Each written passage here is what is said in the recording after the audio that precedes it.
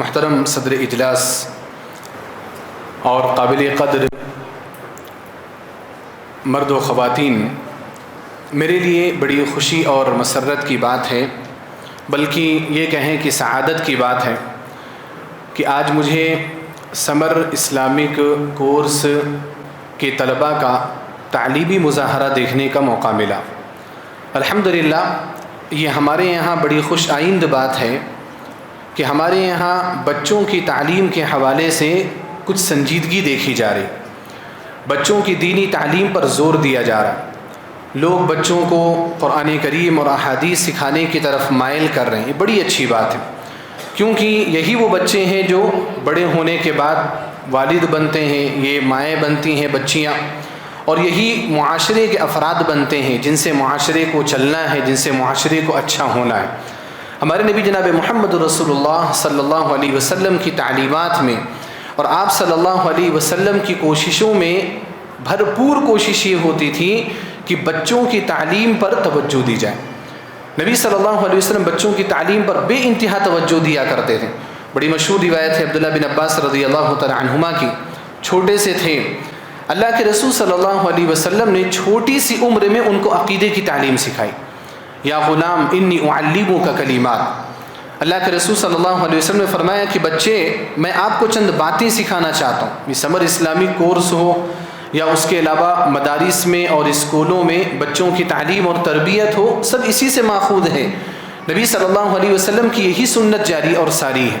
یا غلام انی اعلمک کلمات، نبی صلی اللہ علیہ وسلم نے کہا کہ بچے میں آپ کو چند باتیں سکھانا چاہتا ہوں، اور وہ باتیں بڑی شاندار باتیں، بنیادی باتیں، عقیدے کی باتیں نبی صلی اللہ علیہ وسلم نے سکھائی۔ کیا سکھایا؟ انی اعلمک کلمات احفظ اللہ یحفظک، بچے کو نبی علیہ السلام نے سکھایا کہ تم اللہ کی حفاظت کرو، اللہ تمہاری حفاظت کرے گا۔ اللہ کی حفاظت کا معنی یہ ہے کہ اللہ کے حکم کی حفاظت کرو، اللہ کے دین کی حفاظت کرو، دین اسلام کی حفاظت کرو۔ احفظ اللہ یحفظک، اللہ کی حفاظت کرو، اللہ تمہاری حفاظت کرے گا۔ احفظ اللہ تجدہ تجاہک، تم اللہ کے دین کی حفاظت کرو، ضرورت پڑے گی اللہ رب العالمین کو تم اپنے سامنے پاؤ گے، اللہ تعالیٰ کی مدد تمہارے شامل حال رہے گی، اللہ رب العالمین کی حفاظت تمہارے شامل حال رہے گی۔ احفظ اللہ تجدہ تجاہک، اذا سألت فاسأل اللہ، نبی صلی اللہ علیہ وسلم نے ان کو سکھایا کہ اگر تمہیں کچھ مانگنا ہو تو اللہ رب العالمین سے مانگو، دعا کرنی ہے تو اللہ تعالیٰ سے دعا کرو۔ وَإِذَا اسْتَعَنْتَ فَاسْتَعِنْ بِاللَّهِ، تمہیں مدد طلب کرنی ہے اللہ رب العالمین سے مدد طلب کرو۔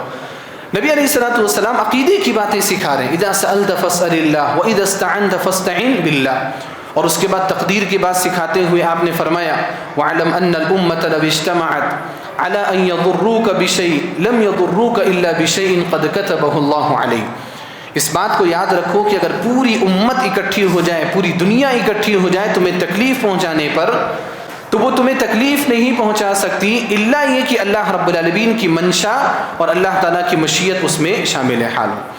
اگر اللہ رب العالمین نے تمہاری تقدیر میں لکھ دیا ہے کہ تمہیں تکلیف آئے گی تو تمہیں تکلیف آئے گی، لیکن اللہ سبحانہ و تعالیٰ نے اگر تمہاری تقدیر میں تکلیف نہیں لکھی، پوری امت اکٹھی ہو کر، پوری انسانیت اکٹھی ہو کر کے تمہیں تکلیف نہیں پہنچا سکتی۔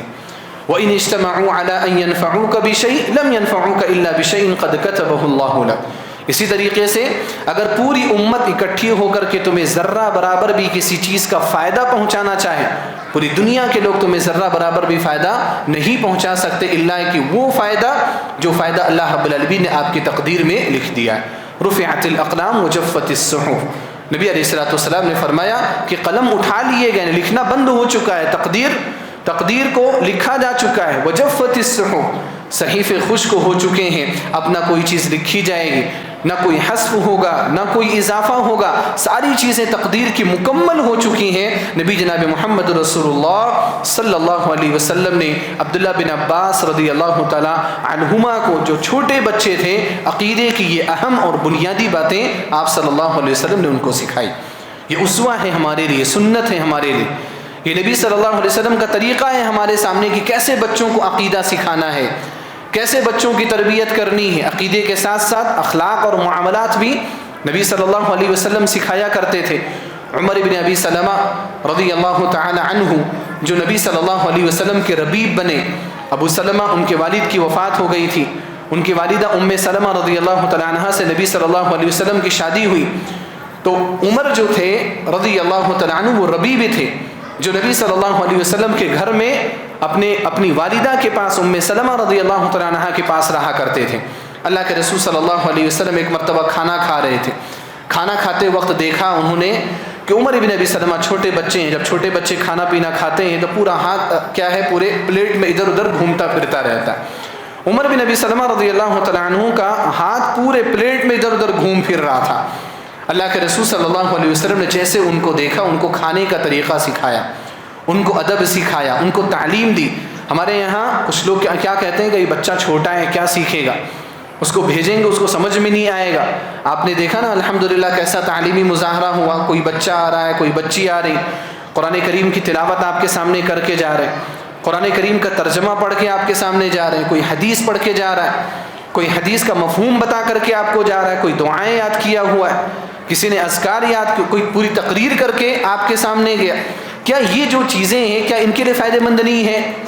ایک حدیث بھی اگر کوئی یاد کرتا ہے, ایک حدیث بھی, اور بچپن میں, تو وہ حدیث اس کے ذہن میں محفوظ ہو جاتی.